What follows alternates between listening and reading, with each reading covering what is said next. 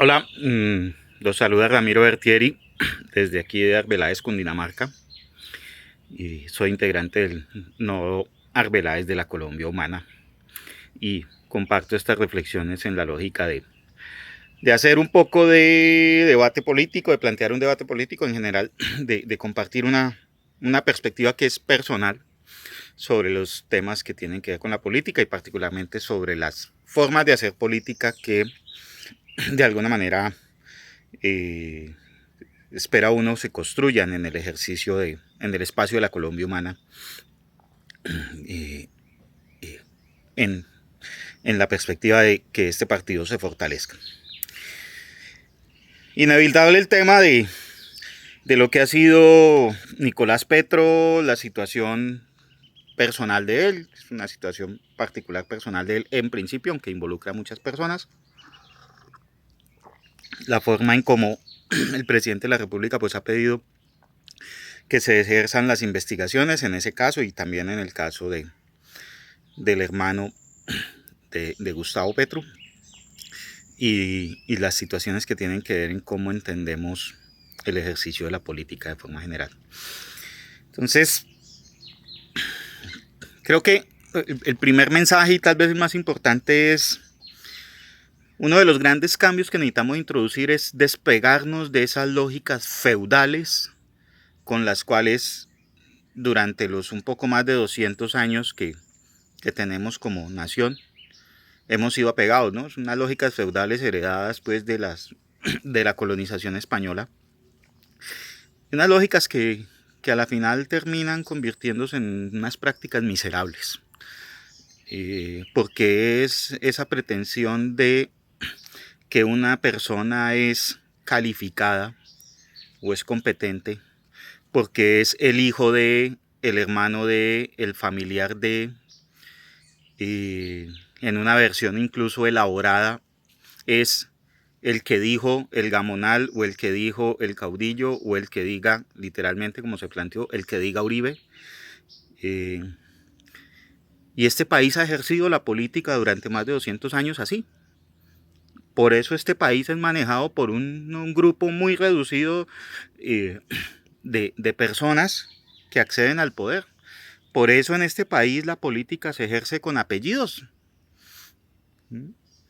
Los Santos, los Lleras, los López, eh, eh, los Irragorri en el Cauca, el apellido Valencia en el Cauca, en el apellido Char en la costa atlántica. Y así, en mayor o menor escala, pues entonces como funcionaba la sociedad feudal hace 500 años, que el rey designaba y entonces en determinado territorio el conde, el marqués y todos esos eran los que ejercían poder con base en sus apellidos y ellos decían quién podía tener y quién no. Y eso que parece una cosa que dirá, bueno, ¿cuál es el problema? Pues es que el problema es que ese esquema fomenta la incompetencia.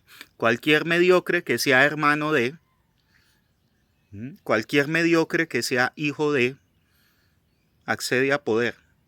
Y cuando los mediocres acceden a poder la cagan. Ya lo sabemos con Iván Duque cómo le fue a este país. Entonces ese es el primer mensaje que este país debe reflexionar si efectivamente va a seguir aceptando y promoviendo y decidiendo en función de esas lógicas feudales.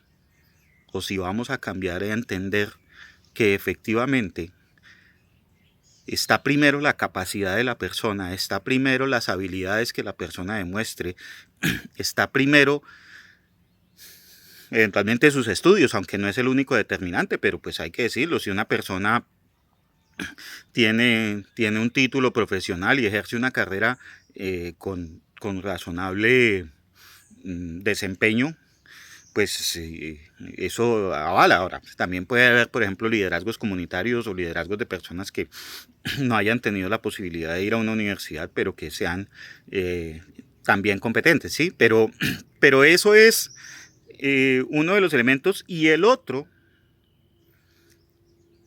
y es que este tal vez el momento más importante es que tenemos que empezar a votar, tenemos que empezar a elegir y tenemos que empezar a construir opciones políticas que nos ofrezcan una propuesta. no que nos ofrezcan un nombre, un nepotismo, que nos ofrezcan el amigo de, ¿sí? Porque además cuando se hace la política de esa lógica feudal miserable, le agrego yo ese calificativo, entonces empezamos en el degenero de el amigo de te consigue el puesto de y pone al mediocre de, ¿sí? ¿Y cuándo vamos a tener un Estado eficiente? ¿Cuándo vamos a tener progreso? Si estamos otorgándole poder, repartiendo, aceptando que se repartan puestos entre gente que sin tener el desempeño, ni el perfil, ni las capacidades están ahí porque son el amigo de. ¿Y cuál es la propuesta detrás? ¿Sí? Porque además la propuesta política ha sido desechada, especialmente en los últimos años, se vota por la persona, no por la propuesta. Y resulta que es que la propuesta es la importante, porque es finalmente, y justamente hoy hay unos debates duros en el país, verbo y gracia, porque el presidente y su ministra, por ejemplo, de salud, le dicen al país, por esto se votó, por esta reforma a la salud se votó. Y la gente que votó por Gustavo Petro sabía que esa era la intención, reformar la salud en esa línea, y votaron por él y lo eligieron, y lo convirtieron en presidente. ¿Sí? Entonces pretender ahora decirle al presidente, no, échese para atrás en su... No, coherentes. Él ofreció eso y por eso se votó. Y qué bueno que empecemos a tener gobernantes que cumplan lo que prometen. Porque ya parte del degenero de la política es que a la hora de hacer propuestas, a la hora de conseguir los votos, entonces tenemos a Iván Duque diciendo no haré fracking y resulta que promovió el fracking cuando gobernó, ¿cierto? Son capaces de ponerse, Uribe es el más mago de todos, ofreciéndole a la gente lo que supuestamente, lo que quieren escuchar y luego haciendo todo lo contrario. Santos, con excepción de La Paz, en la cual pues ya asumió un compromiso, el proceso de paz, pero de resto Santos ofreció el oro y el moro y a la final lo que hizo fue seguir prorrogando esas lógicas de amiguismo, de corrupción y otra serie de cosas con unos efectos tremendos en la destrucción de la economía que hoy, entre otras, estamos pagando. ¿Sí? Convertir al país en importador de comida, convertir al país en un dependiente del mercado extranjero para que hoy con dólar costoso de evaluación y guerras pues estemos pagando una alimentación, una importación de alimentos carísima, ¿sí? Y eso fue lo que hicieron ellos. Ese es el modelo neoliberal, de Gaviria, de Santos, de Pastrana, de Uribe. Entonces, aquí empieza a volverse importante, y en este momento creo que es clave, y es cuál es efectivamente la propuesta política que esas personas están defendiendo, esbozando, y cuál es efectivamente la confianza que podemos tener en que lo que nos plantean va a ser lo que si llegan a gobernar van a implementar. Eso es un tema que justamente nos tiene que llevar a pensar en eso. Y el caso del presidente creo que es, pues, digamos, como un llamado al aprendizaje. Uno tiene que, pues, efectivamente saludar que el presidente Petro pues haya salido avante y decir necesito que investiguen a mi hijo y a mi hermano,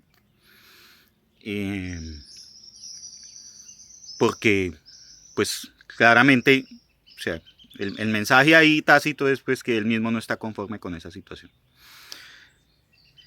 y eso pues uno tiene que reconocerlo. Sin embargo, pues también aquí hay que decir que hay otras cosas que son de este lado de la ciudadanía. O sea, a mí que me digan con el mayor respeto cuál es la propuesta política del hermano de Gustavo Petro. Es que empecemos por ahí, es que los mencionamos así, el hermano de Gustavo Petro. Ahora hay mucho activismo del lado del papá de Gustavo Petro en unos temas campesinos, en Cundinamarca, lo andan moviendo mucho en foros y en cosas, y yo, con el mayor respeto, pero llevo escuchando a Gustavo Petro 30 años, del papá ni siquiera sé cómo se llama, creo que también se llama Gustavo Petro, pero es que no lo he escuchado nunca en una postura política, y no es que no tenga derecho a hacer política, él como cualquier ciudadano tiene derecho a hacer política, pero lo que no nos pueden venir a decir es que el señor es un iluminado porque es el papá del presidente. Queremos escucharlo y él tiene derecho a expresar su voz, claro, pero que no nos lo planteen como que es que el gran ideólogo de este proceso que tenemos, por ejemplo, en Colombia Humana, es el hermano del Petro, el papá de Petro, el hijo de Petro, simple y sencillamente porque son la familia del presidente, ahora presidente. Porque aquí también hay que decirlo, porque en más de 30 años que Gustavo Petro lleva en la política, y en cargos importantes, ¿no? Pues porque ha sido senador, alcalde, o sea, no escuchamos esas voces. Cuando el señor Juan Fernando Petro se convirtió en ideólogo de procesos de paz y reconciliación, bueno, es que con todo respeto, pero no. Y eso entre otras porque también aquí hay que decirlo, hay muchos liderazgos importantes al interior de este espacio que se llama Colombia Humana, al interior de esto que se llama progresismo, que no deberían quedar ocultados bajo el halo de que hay una voz de que este es el amigo, el fulano, el que dijo Petro. ¿Ya? A mí me perdonan, pero por ejemplo voces como la ministra Susana Muhammad, sumamente argumentada, competente, una persona que entiende para dónde va el mundo y los problemas de la sostenibilidad.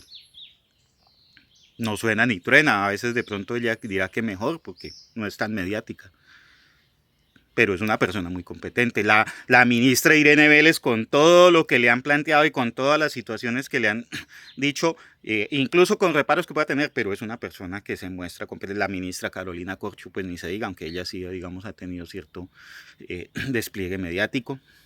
Y en las regiones hay gente poniendo el cuero por este proceso de la Colombia Humana, poniendo el cuero por este proceso del progresismo, incluso arriesgando su vida porque los amenazan. En general recibimos, personalmente por fortuna no, pero recibimos reproches, agresiones, amenazas, o simplemente el mensaje de la gente que dice no, o sea, no te puedo escuchar porque tienes buenas ideas, pero aquí no está permitido hablar de eso. Entonces, todo este cuento para decir que si bien y los temas mediáticos tendrán su desarrollo, la justicia actuará y probablemente, como ha sucedido en muchos años antes y muchas otras ocasiones, no pase nada.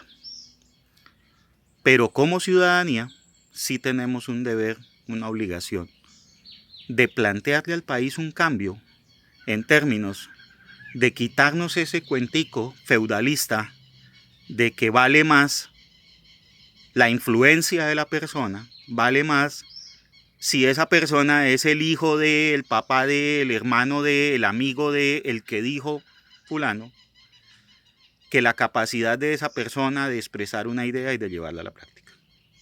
Necesitamos más propuestas, menos amiguismos, más propuestas, menos nepotismo. Necesitamos propuestas para ser capaces de transformar este país y nuestra realidad. Necesitamos liderazgos, no poderes transmitidos por vía de la relación familiar, personal o que exista. Entonces, ese mensaje es importante y nosotros como ciudadanía desde la Colombia Humana le debemos ofrecer a toda la ciudadanía del país un cambio que tiene que ver justamente con eso. Un cambio que además incluso es más colectivo, para que ese poder del fulano que es el que manda y todo, se elimine. Que sean los colectivos los que tienen capacidad de decisión, que sean los colectivos los que tienen capacidad, poder de transformar.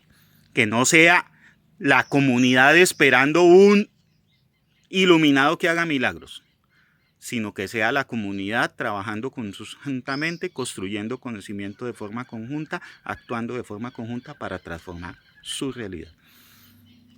Y eso sí, desde los estatutos de la Colombia Humana están consignados.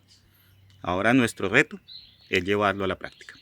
Muchas gracias, si les gustó el mensaje, ojalá lo puedan compartir, ojalá lo puedan ver todo y bueno, seguimos en contacto.